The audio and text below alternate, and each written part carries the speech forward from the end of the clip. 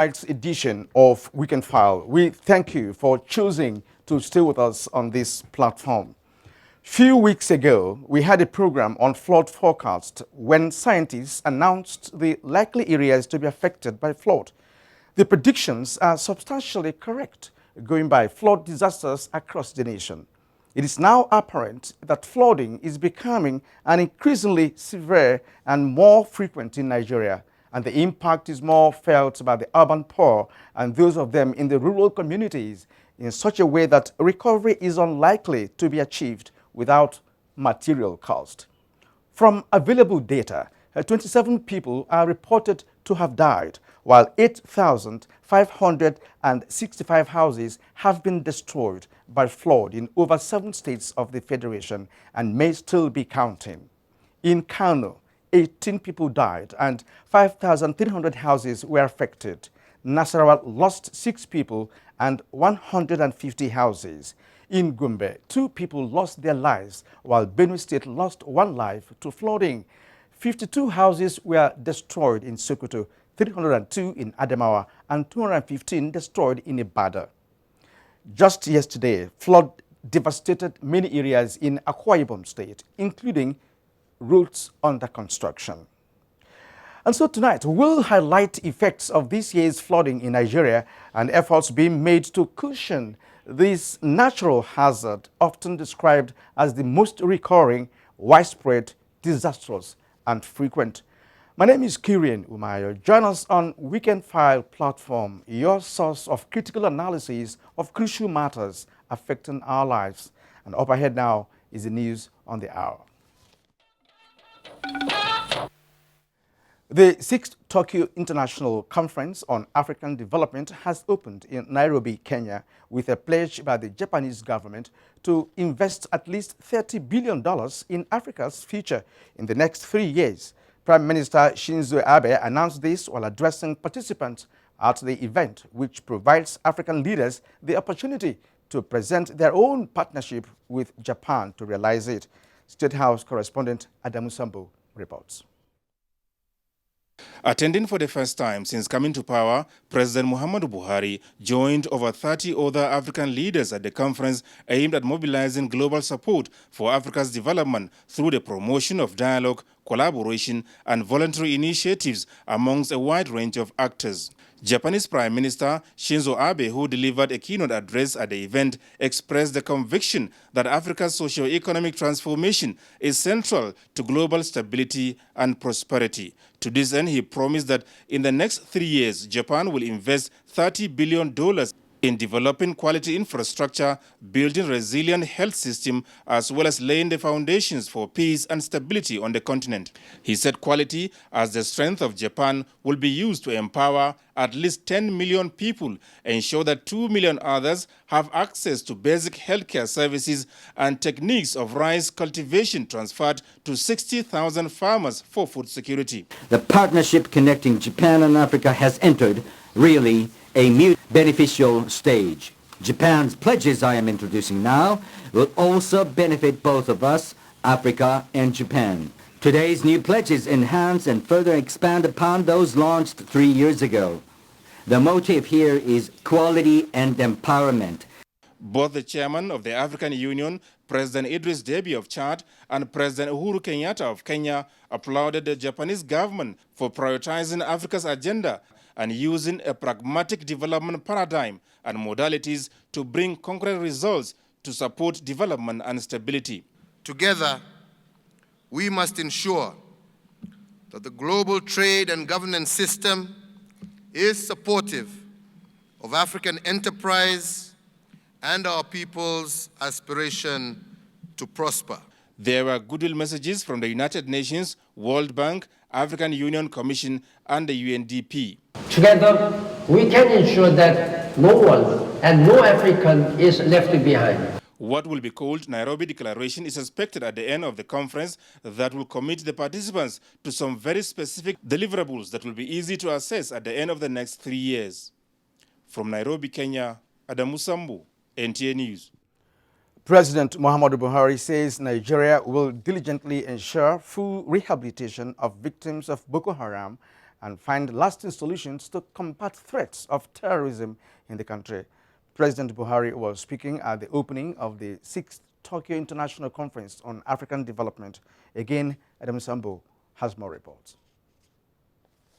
President Muhammadu Buhari told the conference attended by the Prime Minister of Japan, Shinzo Abe, some 35 African leaders and chief executives of at least 80 major companies from Japan that international collaboration with Nigeria was critical to the decimation of the Boko Haram terrorist group. He said although life is beginning to return to normal in the affected region, the challenge remains returning the over 2 million internally displaced persons to their original homes and reintegrating them with their families. The president explained that these problems, which are the primary responsibility of the federal government and are being tackled, continuous international support is however required towards achieving lasting solutions. Nigerian members of Boko Haram, I think, started turning themselves to the Nigerian military. So really, both area Hariki to Hariki and lower down Keda, they have a major problem, and we know it. I made a couple of statements about Chibok girls. What we said, the government, which I preside over, is prepared to talk to bona fide leadership of Boko Haram for their release, no matter what the number. But then any Boko Haram terrorist coming out through some doubtful sources, claiming to know where they are and how many, I don't think we'll spend time and resources on that. President Buhari used the forum to express special appreciation to the government of Japan for contributing $800 million to the fight against malaria, tuberculosis, and other health concerns. The contribution is part of the $1.3 billion made available to Nigeria's health sector by the Global Fund. On TICAD, the president said, in view of the challenges facing Africa, partnership with Japan will create and improve investment opportunities in critical economic sectors for the good of the continent. What I expect from Japan is continuation of what she has been doing. You cannot hear anybody complaining about the quality of products and their commercial competitiveness. So I think it is an established fact that the Japanese, I don't think they go out for anything without getting really ready for it. They have the knowledge, they have the technology, they have the capital. So in fact, the Japanese firms are in a very, very good position to successfully compete infrastructural development in Nigeria. They have the capacity. All that is required, they have. Let them come in bigger force. In Nigeria, he said, concrete steps have been taken to diversify the economy by making agriculture not just a development program, but a truly paying business. A draft declaration to be adopted at the end of the summit will seek to combat growing threats of terrorism, conflicts, and violent radicalism through the promotion of education and job creation. From Nairobi, Kenya, Adamu Sambu, NTA News. Thank you very much indeed, Adamu. Back home now, the Chief of Army Staff, Lieutenant General Tukur Buratai, has confirmed the killing of some suspected militants and recovery of large cache of ammunition in Rivers State. Defense correspondent Ismail Musa reports that Lieutenant General Buratai made the confirmation in Sapele, Delta State, while officially flagging off Operation Crocodile Smile, an exercise involving the amphibian arm of the army aimed at getting rid of criminal activities in the Niger Delta region. Details of the encounter reveals that 5 suspected militants who attacked troops on Operation Crocodile Smile were killed, while 20 others have been arrested. You know there are several communities along the creeks. You must protect them. You must ensure that they are in safety. But if you have any encounter with these criminals, you must clear their doubts. Is that clear? Yes, sir! Lieutenant General Buratai there in Sapele. In his quest to reposition the Nigerian Air Force for optimal performance, the Chief of Air Staff, Air Marshal Sadiq Abubakar, has inaugurated 2 more projects at the Nigerian Air Force Base. Kaduna Defense correspondent Isaac Nkuma reports that the facilities will cater for incoming airmen and their instructors during recruitment exercise. Only 2 months ago, the Chief of Air Staff had inaugurated some accommodation facilities for airmen and officers at this same base.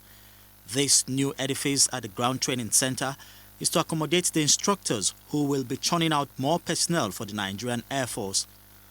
An ultra-modern camp, hostel facility and lecture rooms were also built for the new intakes. Air Marshal Abubakar says this has become imperative considering the sacrifices of its personnel in tackling the security challenges in the northeast and other operational areas in the country. In the past, we used to have capacity for only about 500 recruits in this facility. Today, we have about 2,000. Training program is about 6 months. So if you have 2,000 at a time, as against 500 at a time, it really first gives opportunity for Nigerians to also get employment, especially our young ones. This is an opportunity for them to really get into the service and contribute to national development. Commander 335 Base Services Group, Air Commodore Shehu Garba, says the facilities will reposition the Nigerian Air Force into a highly professional and disciplined force through capacity building initiatives for effective, efficient and timely deployment of air power in response to national security issues. From Kaduna, Isaac Nkuma, NTA News. The 56th annual conference of the Nigerian Bar Association has ended in Port Harcourt with a resolve to support diversification of the nation's economy and the fight against corruption. Ikechukunduko reports that the association also swore in the 28th president of the association, Abubakar Mahmood, SAN. Among the resolutions released at the end of the conference were calls for diversification of the nation's economy, review of the current sharing formula of allocations to states in the Federation, investigate conflicting judgments among courts of coordinate jurisdiction, implement full autonomy of the judiciary, among others. Augustine Alege SAN says with the implementation of resolutions of the NBA, Nigeria will overcome her economic and judicial challenges. Still appreciative of members of the association that entrusted me with responsibility for 2 years, and I did my best. I hope I did not disappoint them, but I'm relieved that I've been able to put the bar in the hands of somebody who is competent, who I believe will build on the little that we have done, and that the association will continue to grow higher and higher. The NBA also inaugurated Abubakar Mahmood SAN as their 28th president. Abubakar Mahmood SAN promised to guarantee the right to development for all citizens by ensuring that institutions that guarantees good governance are established. In Port Harcourt, Ikechukundukwe, NTA News. The just concluded 5th meeting of the National Council on Land, Housing and Urban Development has called on all tiers of government to revive or set up sustainable vocational training centers in the built environment. This is part of the resolution reached as contained in a communique read at the end of the meeting held in Ilori, the Kwara State capital. Mohammed Hamza Sheikh has that report. The meeting of the National Council on Lands, Housing and Urban Development is essentially to review issues raised and discussed at the last meeting of the Council and see the progress made so far in resolving them. The 12 memoranda deliberated upon at the meeting are on efficient and effective land administration, housing finance and adequate and affordable housing delivery, urban development, as well as building adequate capacity of professionals, artisans and tradesmen in the built environment. The Council approved, among other resolutions, that governments at all levels should support the quest for affordable housing through the provision of free and unencumbered land, completion of ongoing National Physical Development Plan, and the composition of the membership of a joint action task team. Federal government and other stakeholders should recapitalize the Federal Mortgage Bank of Nigeria from its present capital base of $2.5 billion to $500 billion. The Council also accepted Niger State's offer to host the 6th meeting of the National Council on Lands, Housing and Urban Development in the fourth quarter of next year. Muhammad Hamza Sheikh, NTA News. And our stakeholders in Taraba State have been enjoined to work together to stop the spread of white polio virus from the neighboring Borno State. The state governor, Darius Ishaku, said this at the flag of ceremonies of Subnational Immunization Day held in Jalingo. Joseph Zana reports. Apparently concerned by the recent report of outbreak of poliomyelitis in Goza and Jere local government areas of Borno State and the danger of the spread of the disease to neighboring states by internally displaced persons, the Taraba State Governor Darius Dixon Ishaku, represented by the Deputy Governor Haruna Manu, commended WHO, UNICEF, Center for Disease Control, and other donor agencies for their support and promised to continue prompt payment of counterpart funding. Called on stakeholders to look at the ongoing immunization as an emergency measure. I must therefore inform you that we should not be discouraged in our collective efforts as one people under one nation and government towards making Nigeria a country free of polio virus. The Commissioner of Health, Dr. Innocent Vakai, said the state will not rest in its odd to secure the lives of children who is said are the future leaders of the country. The Executive Secretary of the State Primary Health Care Development Agency, Aminu Joro Hassan, representative of donor agencies and other stakeholders, emphasized the need for synergy in the fight to eradicate polio in the state and the country.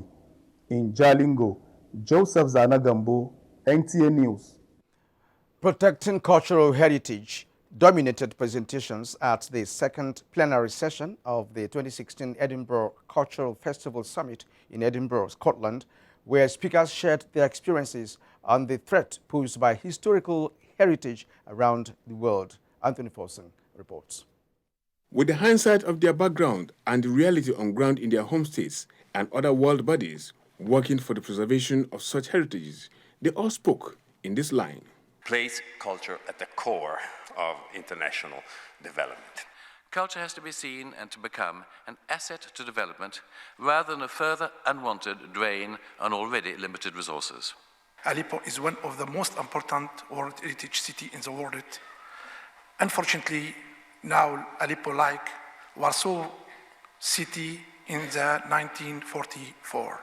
The position to engage more women also dominated the session, which Nigeria's Minister of Information and Culture, Lai Mohammed, commended. Why are we excluding 50% of our population from the creative industry? So I'm happy that Nigeria is taking the lead in creating this, in asking for a capacity training center for women in tourism and the creative industry. This year's Edinburgh Cultural Festival is titled Building Resilient Communities. And for the first time, the media was invited to cover the workshops and the plenary sessions. From the Parliament building in Edinburgh, Scotland, Anthony Forson, NTA News. And we thank you for staying with us on Weekend File up to this moment. Now, true to the annual flood outbreak issued by relevant stakeholders, Nigeria has been experiencing flood, leading to destruction of lives and property. What is the actual situation of affected areas and victims? Why are potential victims or those living in floodplains resisting evacuation? And what should be done to bring succor to those already affected?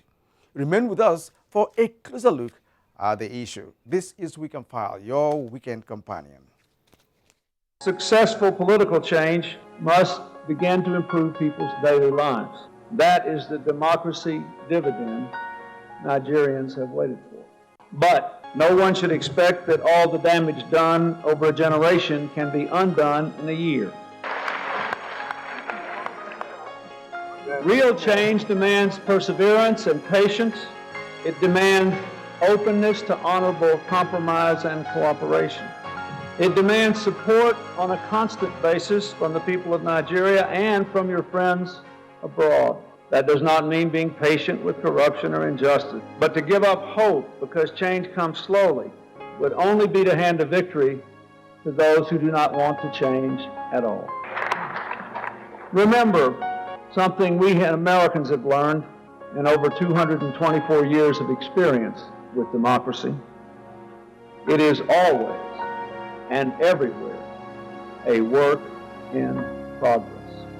Calling alone isn't such a bad idea, but imagine how much fun you'll have when you call your peeps across all networks for only 11 kobo per second. Or even better, you could turn up the place with 1 gigabyte for just 500 naira to blaze tracks on tracks on tracks with your squad. And that ain't nothing. With 50 naira only for 1.5 gigabyte, you can share the dopest flicks with your day ones. And keep the selfies trending all week long.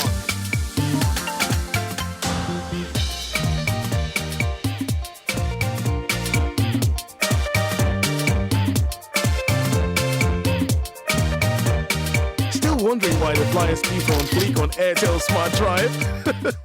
Dial *312# to find out. Airtel, the smartphone network. Bayes University Abuja offers world-class education, uninterrupted academic session, and promising degrees for a sustainable job. Bayes University Abuja is affordable and delivers quality with experienced international staff, superb facilities, overseas external examiners, and a serene academic atmosphere. We offer quality and affordable education, and students are within easy reach of their parents here at Bayes University Abuja. So learn to live at Bayes University for a brighter future. For more information, visit our website at www.bayesuniversity.edu.ng or call 081 3376 9657 or 081 3376 9658. Bayes University Abuja. Learn to live.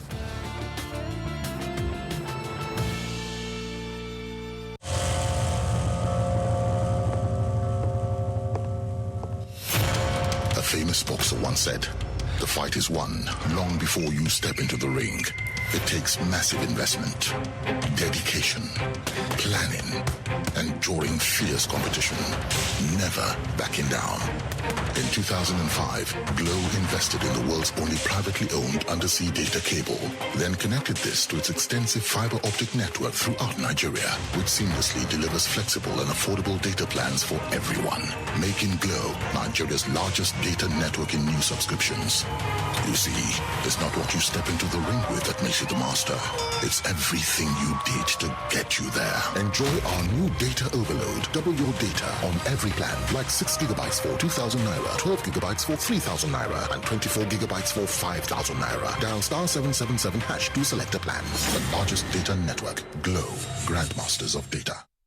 The Foreign Minister of Environment wishes to announce the postponement of the earlier scheduled International Stakeholders Dialogue with the theme Environment Dialogue 1, Diversification of the Economy, the Role of Jatropha to Fine-Tune Strategies for the Production and Processing of Jatropha in Nigeria, slated for 29th to 30th August 2016. The conference now holds as follows. Date, Wednesday, 5th to Thursday, 6th October 2016. Venue, Nigerian Air Force Conference Center, Ahmadu Bello Way, Kado, Abuja. Time, 10 a.m. Any inconvenience is highly regretted, please. Federal Ministry of Environment announcer. The FRSC, in conjunction with Nupeng PTD, hereby informs the public, especially tanker drivers, that enforcement for installation of speed limiting devices on vehicles starts October 1st, 2016. Nupeng PTD implores her members to install speed limiting devices in their vehicles before the enforcement date, and also advises that night travel by tankers should be stopped, as this has been seen to contribute to the spate of road accidents. Tankers caught traveling at night will be impounded by the FRSC.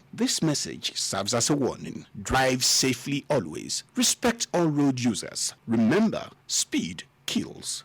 Otumba Salmon Akoni, Chairman PTD Branch of Nupeng, announcer. As a build-up towards the 17th of June 2017 deadline for digital switchover, NTA is hosting a strategic and innovative business solution meeting tagged Million Eyeball. Traditional and trending digital platforms in place for digitization will be on display. NTA multi-channels, providing entertaining and interesting content with clear signals in readiness for the switchover, will be showcased. Date, Tuesday, August 30th, 2016. Venue, Sojourner by Genesis, 16 Oba Akinjobi Street, Ikeja, Lagos State. Time, 11 a.m. to 12:30 p.m.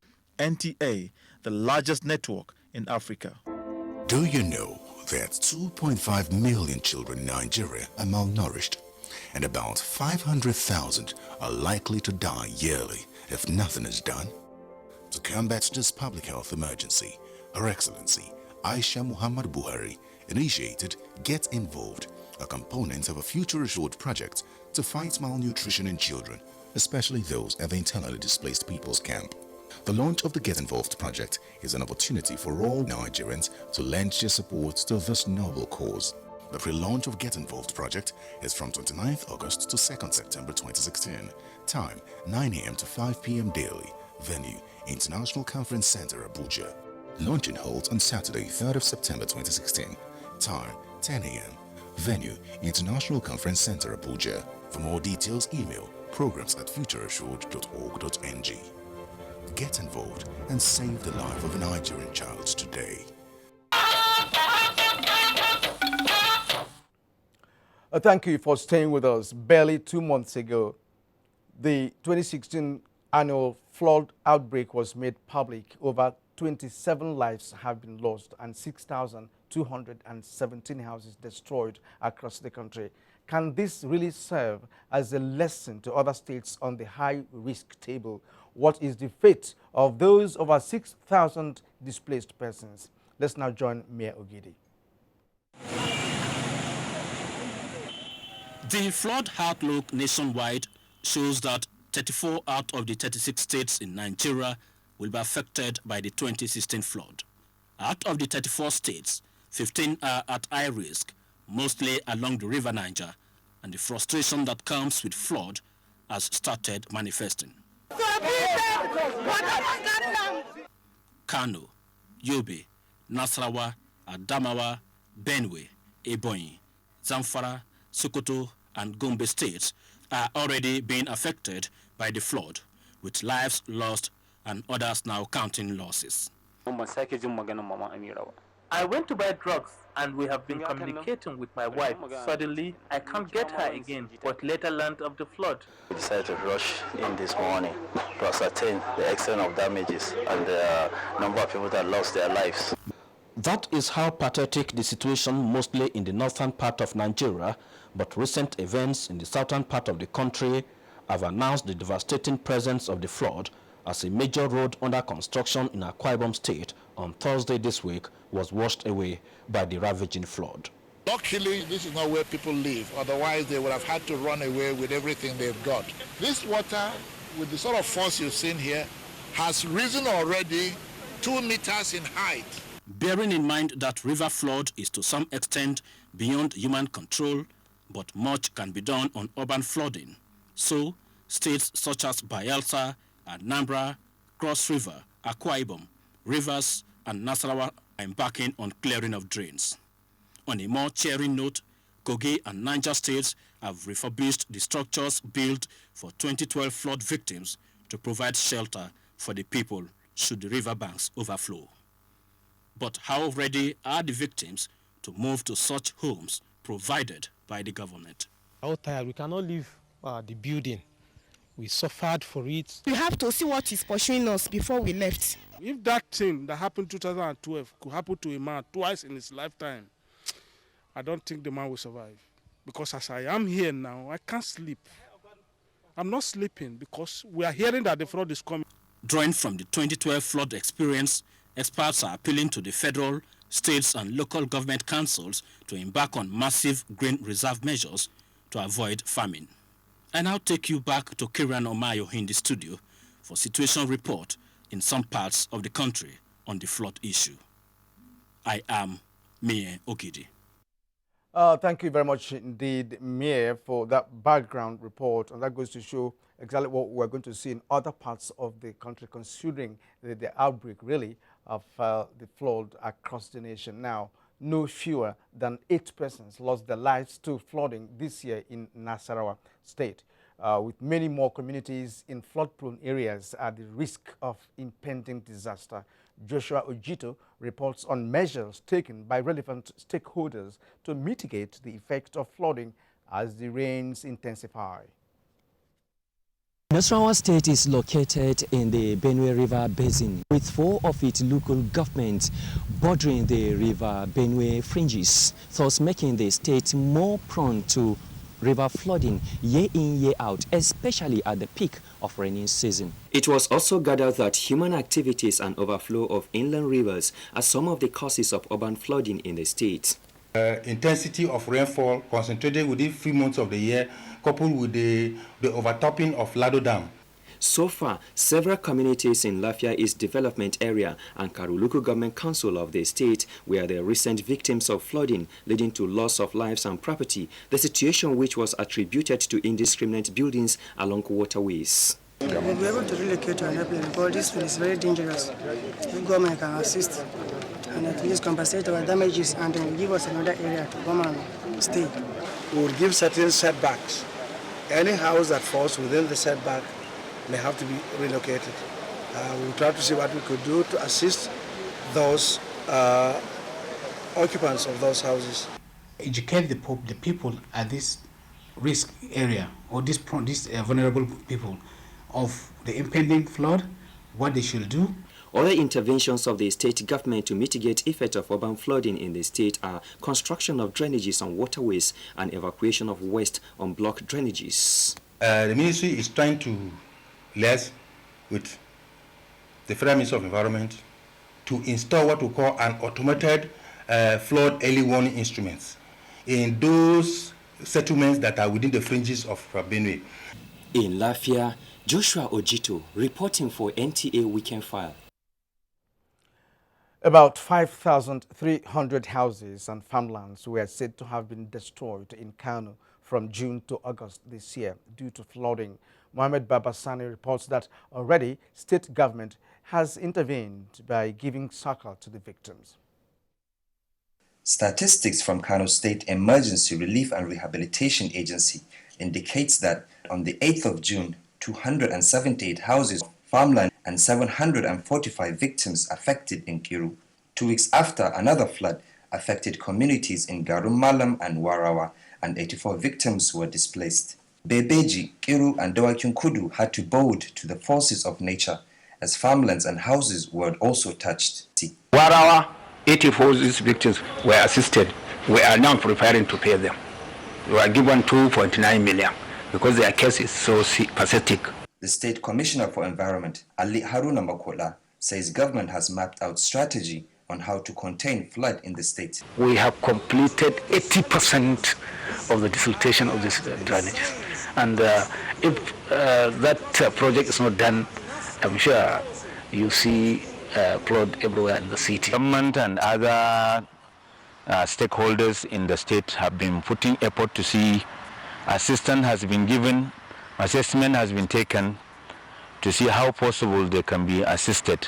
38-year-old Ruben Edwin is a car delay at Zungeri Road, but due to persistent flooding of the area, he had to relocate to no man's land. We suffer most here because that's the same place there, that Unguru Road, they don't even have a gutter too, so they suffer the same thing. For the likes of Ruben Edwin, life will only have a meaning when the persistent flooding is contained and apprehension surrounding it is gone. It is then business can prosper. Mohammed Balasani for Weekend File. All right, the flood situation is said to be the same in some states. We're unable to bring you a situation report, but the story is just the same. You can watch this news live online via the NTA mobile app, which you can download on your Android device at the Google Play Store or at the Apple Store if you use devices with iOS. You're watching Weekend File on the network service of the NTA. We'll be back very shortly for the conversation that will follow.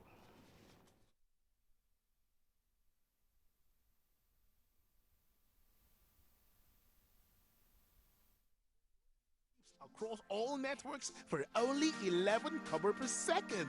Or even better, you can turn up the place with 1 gigabyte for just 500 naira to blaze tracks on tracks on tracks with your squad. And that ain't nothing. With 50 naira only for 1.5 gigabyte, you can share the dopest flicks with your day ones. and keep the selfies trending all week long.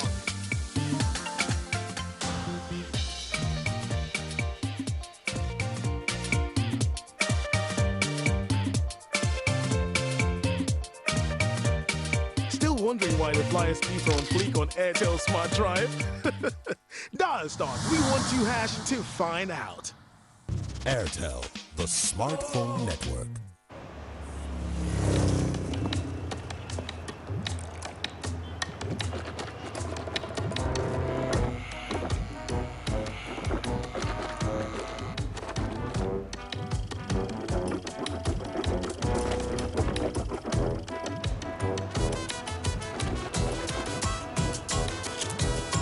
Floret's chewing gum neutralizes bad odor. It doesn't just disguise them, it gives you real minty breath. Nigerians. Suicide bombers are not spirits. They are not ghosts. They are human beings like you and me. They live amongst us. They are your neighbors. They are your friends today, but terrorists tomorrow. So you must know your neighbor now. Security begins with you and me. Know your neighbor. Be vigilant. Be security conscious. Report suspicious persons, objects, and movements to the police and other security agencies. The security of our nation is a duty for you and me.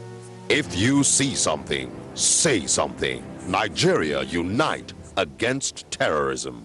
This message is brought to you by the Federal Ministry of Information and Culture.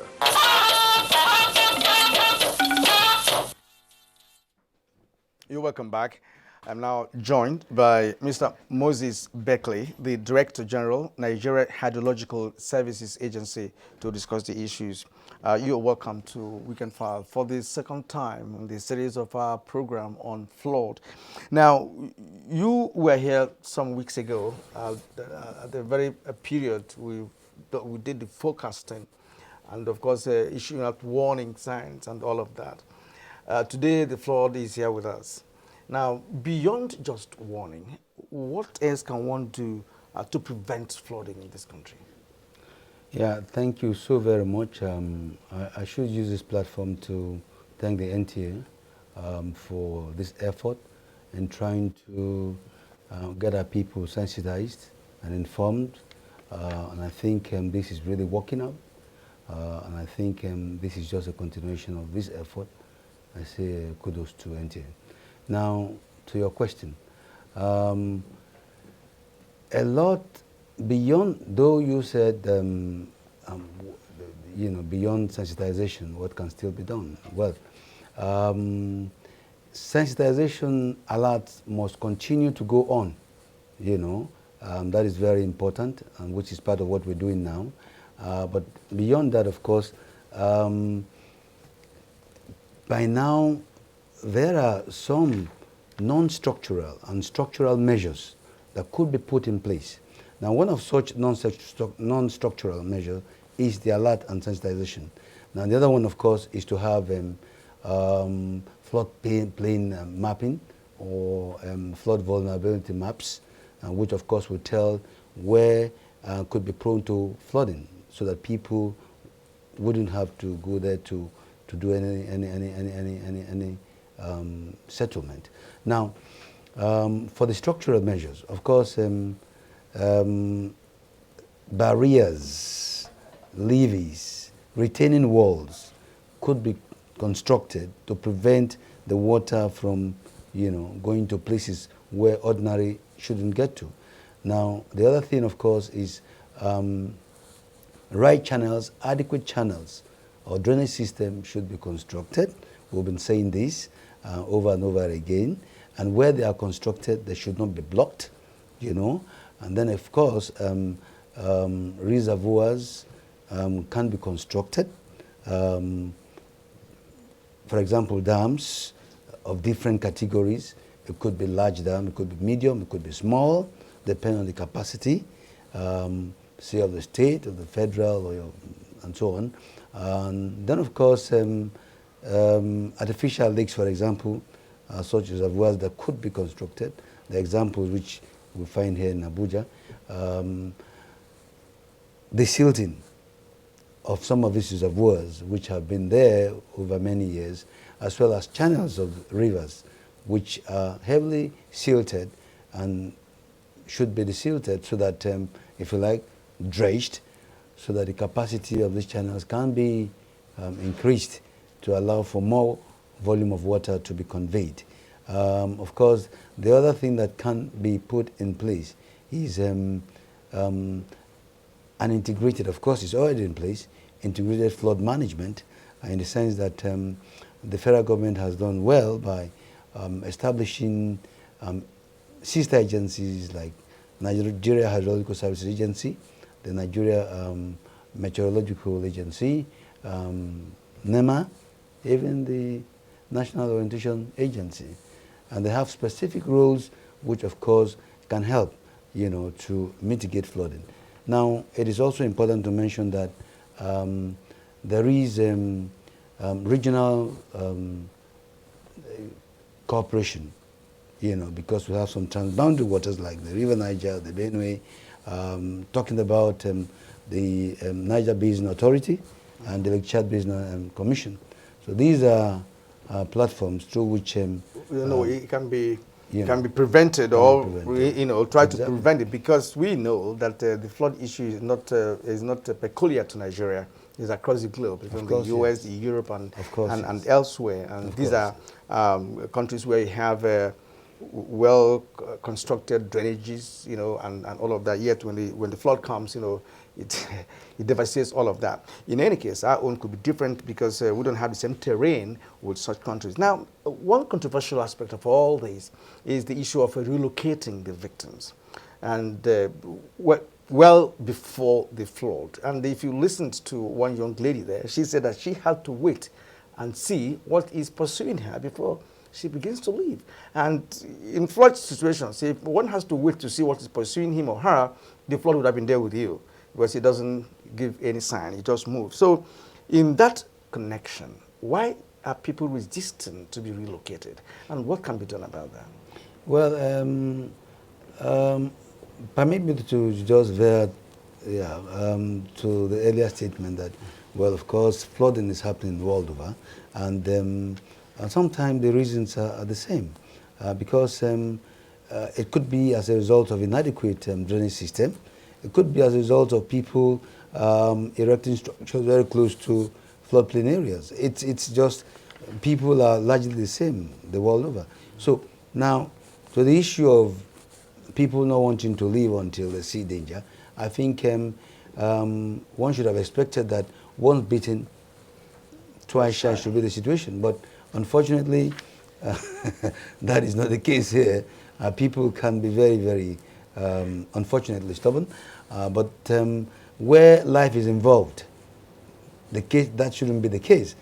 Especially so with the experience that we had in 2012, where approximately 400 people died and over 2 million houses, people were displaced. That is still very fresh in our memories. And so by now, people should not be thinking that way at all. I think it is better to take heed of these warnings, these alerts, so that any serious devastation could be averted. Now, many media reports have actually indicated that some states have actually refused to foot the bill of relocation of people who live in flood-prone areas of their states. Did you get that information? If that is true, what can be done? Yeah, well, yeah, true. But the fact is that we are in very unfortunate times right now because the resources are not there. And of course, the administrators, the state operators would have loved to do much more. But you are aware that even salaries are not paid, right? Just because of lack of resources, not resources. And so with what is happening now, what they would have expected should have been people, you know, running for their dear lives, right? Because you are the one enjoying your life, first and foremost. And so, but then, that is not to say that the state government or the local or even the federal haven't got responsibilities to take care of the people. But then the situation of economic crunch is not helping the situation. But that is not to say that efforts shouldn't still be made to do something to at least mitigate whatever flood might likely happen. Well, many Nigerians actually wonder that in spite of the warnings, the flood will still come, will still claim lives and property, in spite of the warning. So what can be done? Because you gave us a scenario of the certain mechanisms that could be, deployed to ensure that this is prevented. Now, after months of warning, nobody does anything. The stakeholders you mentioned here, and of course all those different preventive measures you've mentioned earlier on, nobody seems to be doing something until the flood comes again. From experience of 2012, which was most devastating in our history, right? One would have felt that those concerned should actually take measures to see now it's coming again. The rain is seasonal. When the season comes, we know the signs, and something should be able to start off. Now, what can be done, and where do we go from here? Because next year we're going to expect flood again, and we know the prone areas, they're going to have the same experience they're having presently. And you'll be surprised that by next year, it will still take lives and properties, in spite of the warnings and all of that. So where do we go from here? Yeah, quite frankly, I think a lot of people, some people want to move away from those dangerous zones. But then lack of funds is the problem. Now, again, I was in Shiruru Dam just some few days back, and there were some issues about the people being affected each time there's a release from the dam. But then they've been asked to leave the place, but then they can't afford to move. Now, in fairness to some people have really moved, those who care for their lives. And yes, and some people want to move. Now, I think by and large, awareness is swelling up, and the government, the state, the federal, the local government, the communities, I'm sure they're quite poised to take the right actions so that these things can be mitigated or prevented. However, the times in which we find ourselves now is not helping. Okay, now there are different types of flood. It does seem that we have one type of flood in Nigeria. Please explain to us, because we have flash flood and, so what kind of flood are we experiencing here? I beg to disagree there, because we have different kinds of flood taking place in Nigeria. Okay. Now, we may have the flash flood. The flash flood happens usually in urban centers. You can see that in urban centers, most times, most of the surfaces are covered, maybe with asphalt, with buildings, sometimes places where naturally should have been left green so that you could have infiltration of water down into the ground water aquifer systems. Now, on the other hand, when the drainage systems are blocked in the urban areas, then of course, as soon as it rains, with high intensity, before you know it, because the place is blocked, you have this flash flood. Now, on the other hand, the river flooding, that affects those who are living along the floodplain, the river floodplain areas, close to the river banks. And so when you have high rain intensity, and then of course with the silted channels, then the thing overflows the banks and goes there. So that's river flooding. Then the coastal flooding is there, which happens too, along the coastal line, especially places like Lagos, Port Harcourt, Cross River, and the rest of them. So all right, we'll stop you there for today. Well, thank you very much for your perspectives on this, and there may be need for us to call you back again. Always my pleasure. Right, we believe that the flooding may not continue, but well, the rains that stay here with us, and let's see what happens. So, but I think that we should really learn to take advantage of this rain, because water is life, and we need this water. All right. And so the more we learn to store this water, the better for us. When the time of deficit comes. All right. Thank you once again for being part of our show tonight. My pleasure. Thank you indeed. Mr. Moses Beckley is the Director, Nigeria Director General, Nigeria Hydrological Services Agency. He's been talking to us on 2016 flood in Nigeria. This is Weekend File. We'll now pause for more messages. Weekend File returns very shortly.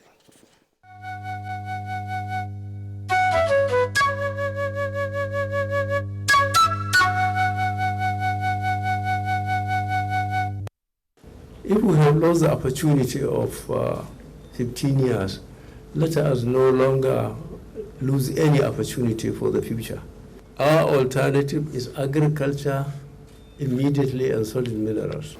We should be appreciative of the president who has again diverted attention to this issue of agriculture. The present administration is determined to go back to planning, identify priorities beforehand. When money comes, it is applied to that purpose. You can see the results. We are determined to rehabilitate our country, especially for our children and our grandchildren.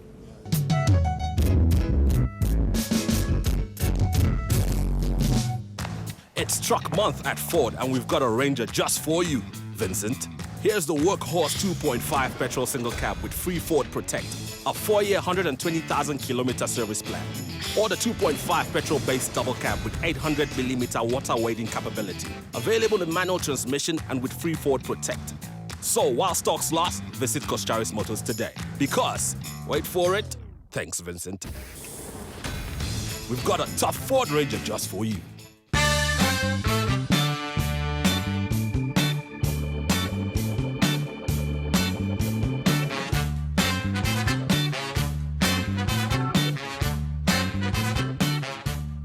Discover the liquid freshness of Center Fresh chewing gum that you feel.